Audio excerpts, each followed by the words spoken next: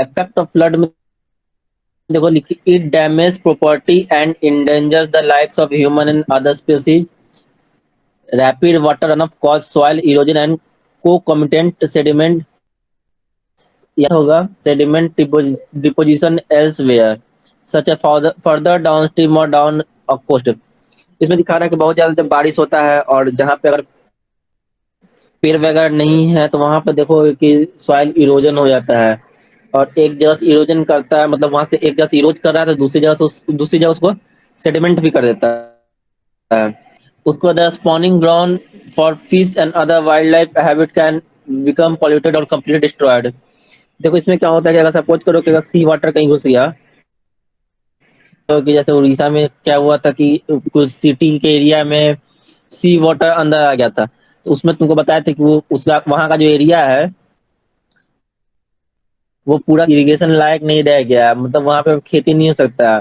तो उसी तरह क्या होता है जब बहुत ज्यादा बाढ़ आता है तो क्या होता है कि जो भी वाइल्ड लाइफ हैबिटेट है, जंगली जानवर जो रहते हैं वो लोग भी अपने जगह छोड़ के गए हैं, या फिर वो बाढ़ आने की वजह से क्या होता है वो एरिया पूरा क्या होता है वो एरिया पूरा दह जाता है।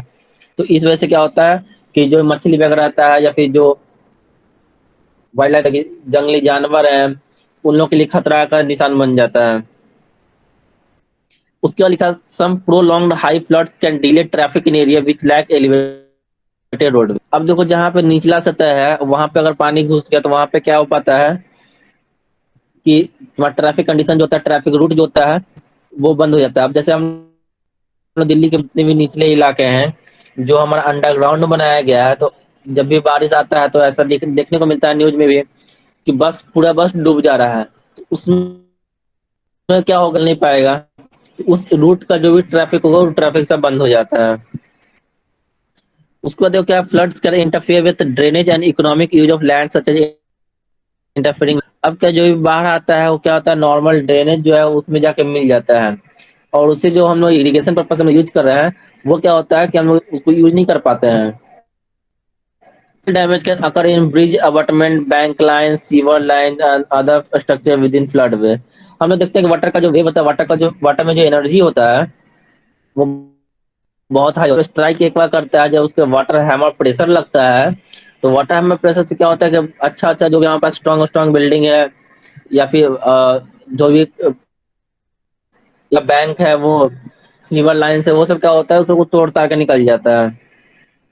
उसके बाद लिखा है water way navigation and hydro electric power are financial losses are also occur due to stopping commercial activity in flood area. अब हम लोग जहाँ कहीं भी हम लोग इंडस्ट्री लगाए हुए हैं वहां पे अगर बाढ़ आ गया तो वहां पे बंद हो जाएगा, और वहां पे इंडस्ट्री सारा बंद हो जाएगा तो क्या हो जाएगा वहां पे जो भी हमारा कमर्शियल एक्टिविटी हो रहा है वहां पे जो भी हमारा रेवेन्यू जनरेट हो रहा है वो रेवेन्यू हमारा जनरेट नहीं होगा, हमका लॉस भी वहां से हो जाता है। अब हम लोग देखते हैं control of flood. Control of flood में देख रहे हैं क्या अभी से, इसमें देखें some method of flood control have been practised since ancient time. These methods include vegetation to retain extra water, terracing hillsides to slow flow downhill, and the construction of floodways. Other techniques include the construction of lead dam, reservoir, or retention ponds to hold extra water during the time of flooding. ये लगता है इससे पहले बता चुके कि जो भी हम लोग करते हैं फ्लडिंग को कंट्रोल करने के लिए हम लोग देखते हैं जो भी हमारा किनारा वाला एरिया है, किनारा वाले एरिया पे हम लोग क्या करते हैं पेड़ पौधा लगाते हैं ताकि वो उससे जो जड़ है उसका वो जड़ क्या करे सारी मिट्टी को होल्ड करके रखे, उसको बहने नहीं दे दे। जो भी हमारा पहाड़ी इलाका है जहाँ पे स्नोफॉल ज्यादा होता है वहां पर हम लोग क्या करते हैं जो छत बनाते हैं, छत पर हम जो टेरेस बनाते हैं टेरेस को हम लोग स्लोपिंग बनाते हैं।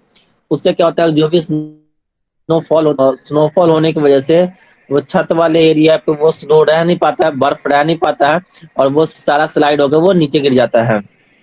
उसी तरह से हम लोग देख रहे थे कि लीव्स की जो भी हमारा जो भी नॉर्मल इम्बैंकमेंट होता है इम्बैंकमेंट के किनारे किनारे बनाया जाता है ताकि वो जो पानी वहां से आए वो सारा उसके होकर वो गुजर जाए। देखें मेथड ऑफ कंट्रोल में in many countries river prone to floods are often carefully managed. Defenses such as leaves Piers and weirs are used to prevent river from bursting their tank. When these defenses fail, emergency measures such as sandbags or portable inflatable tubes are used. ये देखो हम पिछले बार भी देखे थे कुछ wear barrage के बारे में। तो वियर क्या होता है ना, एक परमानेंट स्ट्रक्चर होता है। जो भी हमारा स्पिलिव होता है या फिर जो हमारा डैम होता है वो डैम, अगर सपोज करो कि कहा जहाँ पे हमारा हाई फ्लड लेवल से ऊपर अगर पानी जा रहा है और पानी को हमको उसके जो टेल वाटर लेवल है, टेल वाटर लेवल की तरफ अगर हमको पानी को एक्सट्रीम उधर बढ़ाना नहीं है, तो हम लोग क्या करते हैं उस पर वियर बनाते हैं। वियर का क्या होता है काम कि वो जो पानी का जो स्टोरेज है ना वो स्टोरेज को बढ़ा देता है। वहीं दूसरी देखते हैं तो बैराज में हमारा एक गेट बनाया हुआ रहता है। उसमें क्या होता है कि अगर जरूरत से ज्यादा अगर पानी डैम के पीछे भर रहा है, डैम के अपस्ट्रीम वाले कंडीशन में अगर पानी ज्यादा, तो उसमें हम लोग क्या करते हैं कि देखते हैं कि एक चीज होता है डैम बनाने से हमारा एक फायदा होता है कि हम पानी को स्टोर कर पाते हैं। लेकिन दूसरी तरफ अगर हम देखते हैं तो देखते हैं उधर का जो एरिया है जो इरिगेशन लायक है या फिर जो गांव है वो क्या होता है पूरा डूब जाता है। फिर भी हम लोग क्या करते हैं कि डैम बनाने के बाद हम लोग क्या करते हैं कि अगर जरूरत से ज्यादा एक्सीड कर रहा है पानी का लेवल अपस्ट्रीम में, तो हम लोग क्या करते हैं, बैराज रहता है, बैराज में गेट रहता है, उस गेट को उठा देते हैं। गेट को इस तरह उठाते हैं कि जितना हमारा कीड़ा हो रहा है उतना क्यूसेक हम लोग मेजर करके और हम लोग उसको पास करवा दें। इस तरह से हम लोग फ्लड को भी रोक सकते हैं। उसके बाद देखो क्या लिखा हुआ है कि बहुत सारा, तो उसमें क्या करते हैं हम लोग सैंड बैग्स वगैरह लगाते हैं जो भी किनारे में जब इरोजन ना हो उसके लिए देखते हैं कि जो नदी वदी होता है नदी के किनारे किनारे क्या करते हैं सैंड का बैग लगाते हैं बोरा भर भर के पूरा। उसको देखो लिखा हुआ a dyke is another method of flood protection. A dyke lowers the risk of having flood as compare to others method, help prevent damage. However, it is better to combine dike with other flood control method to reduce the risk of collapse dike. अभी हम जैसे lift के बारे में पता है same उसी तरह से डाइक भी होता है। क्या करता है जब जो भी पानी आता है पानी को क्या करता है वो अपने रास्ते से गुजारता है। उससे क्या करता है जो फ्लड होता है फ्लड में जो नॉर्मल पानी बह रहा है जो नॉर्मल पानी के बाद जो एक्सीड उसको हम लोग डाइक से पास करवा देते हैं और उसमें क्या होता है कि फ्लड कंट्रोल हमारा हो जाता है। अब we are also known as low head dam is most often used to create, but on the Humber River in Toronto, a weir was built in near remote drive to prevent the reoccurrence of flood caused by hurricane, which destroyed nearly 2 feet of the street. Basically wear के बारे में हम लोग ये देख रहे थे वो परमानेंट स्ट्रक्चर होता है वो हम लोग डैम के ऊपर या फिर स्पिलवे के ऊपर बनाते हैं पानी को रोकने के लिए। अब देखो benefit of there are many destructive effect of flooding on the human settlements and economic activities. However, flooding can benefit such as making soil more fertile and providing nutrients which is deficient. Periodic flooding was essential to the well-being of ancient communities along the river, the Nile River, Indus River.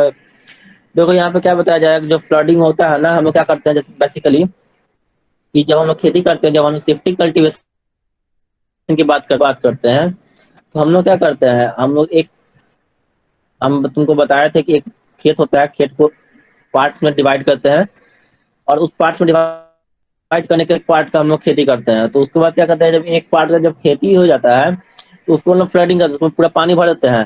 पानी भरने से क्या होता है जो भी nutrient हमारा खत्म हो गया होता है वो क्या होता है गेन होने लगता है।